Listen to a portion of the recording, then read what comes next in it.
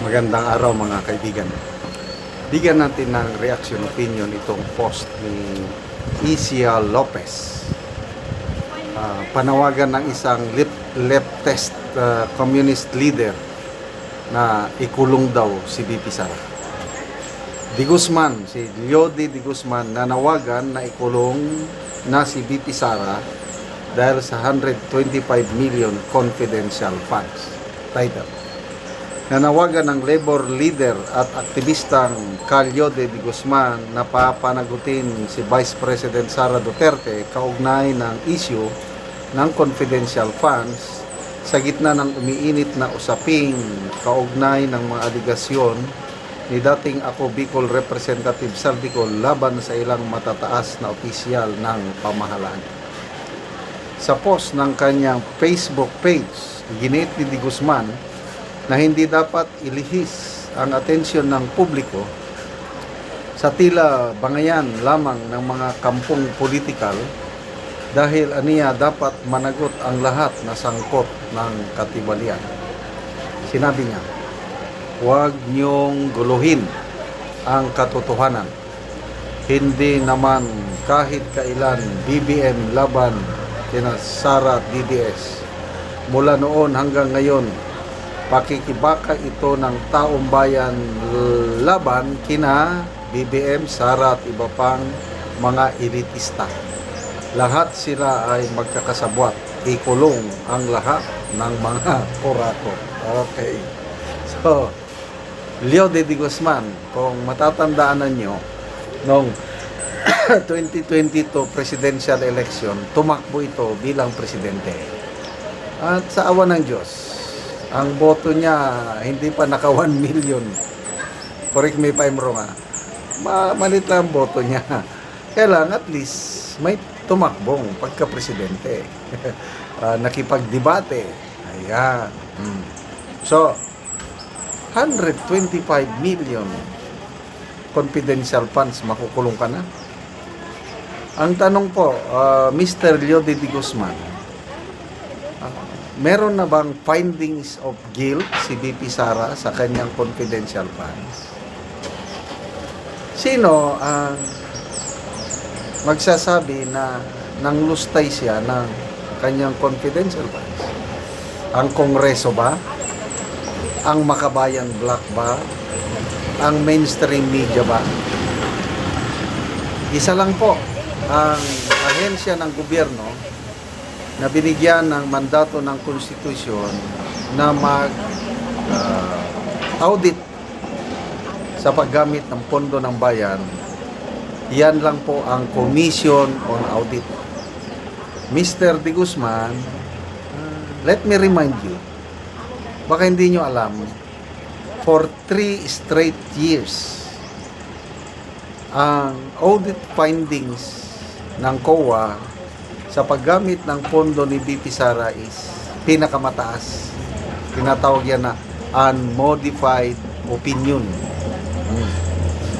Noong 2022, dahil apeke na yung panahon pag-release ng pondo, totoo, meron siya notice of disallowance na 73 million lang. Ang tanong po, Mr. Di Guzman, ang notice of disallowance, yun na ba? Finding of guilt na ba yun? Hindi po. Ano lang yun? Normal, halos lahat ng ahensya ng gobyerno nagkakaroon ng notice of disallowance. At by this time, ang alam ko, na-submit na ng Office of the Vice President ang mga kulang na mga dokumentos. Yun po. Kaya yung panawagan na ikulong na ang Vice President nang dahil sa confidential funds, para kayong nananaginip ng gising. Hindi po pwedeng mangyari. Kailangan muna ng conviction. So, kung gusto nyo makulong ang BP, unang gawin nyo is patanggal nyo muna sa pagiging Vice President niya through impeachment. Pag natanggal na siya, na-impeach na siya, convicted na siya, kasuhan nyo ngayon sa Sandigan Bayan. So kung ang Sandigan Bayan meron ng guilty verdict, aakyat pa sa Supreme Court. Di ba ganon? Hanggat walang final decision ng Korte Suprema, hindi po makukulong. Tingnan nyo si Franz Castro, nakasamahan ninyo. Guilty na siya sa Regional Trial Court. In-affirm, kinatigan ng Court of Appeals. Nakakulong na ba? Wala pa. Mayroon pang Supreme Court. Ganon po ang proseso. Kaya, bakit? Galit na galit kayo kay BP Sara sa mga Duterte? Pumanda kayo. Dahil, kung ano yung nasimulan ni Tatay Digong namin, yung NTF-ELCA na kung saan halos mapulbos na ang puwersa ng mga makakaliwa. Pag naging presidente si BP Sara, sorry na lang, uubusin niya kayo. Napatunayan niya na bilang mayor ng Davao City, nilabanan niya ang local armed communist conflict sa Davao at ang Davao ngayon, isa ng insurgency free. Ang Davao ngayon, ang dami nang nag-i-invest na mga local and foreign investors dahil tahimik na. There is stable peace and order dahil sa isang matapang na mayor, Inday Sara Duterte. At ngayon, pag nagpresidente na, ay humanda kayo dahil may kapupulutan kayo. Salamat mga kaibigan sa inyong pagsubaybay sa ating channel. Nakakatulong kayo ng malaki sa tribong Talandig ng Bukidnon dahil ang income natin sa channel na ito is pantulong po sa tribo. Namimigay tayo ng libreng yero at pako para makapagpatayo sila ng mas maayos na tahanan. Panoorin niyo ang video na ito. Karon mo na ni ang mga hero nga ipanghatag sa mga tao. Balo. So, ang uban dagan-dagan gyud ani ang mga balo nga matagaan o gero. Balo. So, daghan gyud ni sila. 20 ka pami. O mo na ni sila ang matagaan. Mo na ni sila ang matagaan, mga tigulang na gyud. Salamat sa Ginoo.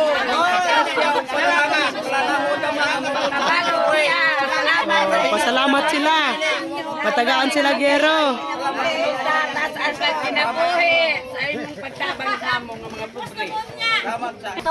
Pilain mong edad nanay? 82. 82 ka na? Oh, So karon pa ka nakatilaw og tabang sa yero? karon pa gyud.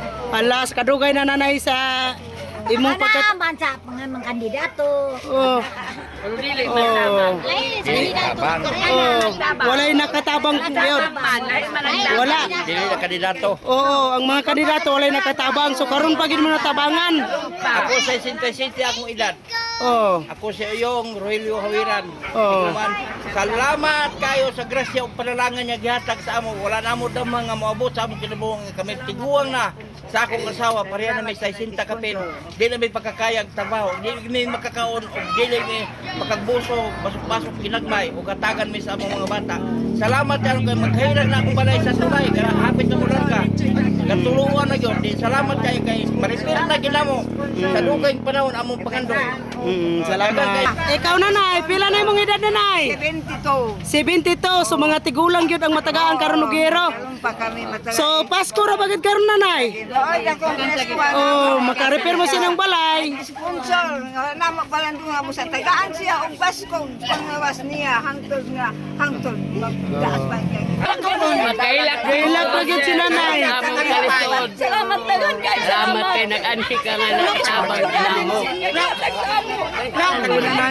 Nagkailak si nanay sa kalipay. Kaya lang sa kanay, tungkol kay wala may mga bana na may nakatabang ka mo. Mabalo pagid ka nanay. Inaunta nga Sige lang nanay. Kinabi, inaunta nga. Diyos naman yung magkagaw, tagatalan nga magubang kanin mo sa kanunay matag-adlaw. Kay ikaw ang nagagiya, ikaw ang gigiyahan sa ginoo nga makatabang ka na mo. Kaya wag gid may mahimo din na pagkabalay tungod sa wala ni mga bana way kasaligan. Sila silang pangulawas. Ginoo na lang gid ang mahibalo sa imo na sa pangayon namo sa kay tasan. Nagagaan ka pagtaas nga kinabuhi antud sa hangton kay aron daghan pang matabangan nimo sama kanaw. Salamat kayo, ante. Tuwa na imong ansin, ante. Gikuan na. Gidala. Muna ni ang sini, ante. Taga na mo gero. So muna ni giragkuon sa buslot sa balay ni nanay sa nakahilak. Ihilak yun siya sa kalipay. Oh, mga sako lang. Nag-sponsor sa amo sa sen. Kaya dili pa ikaw. Wala din yung katag sa amo. Oo. Daghang kayo salamat. Salamat kayo.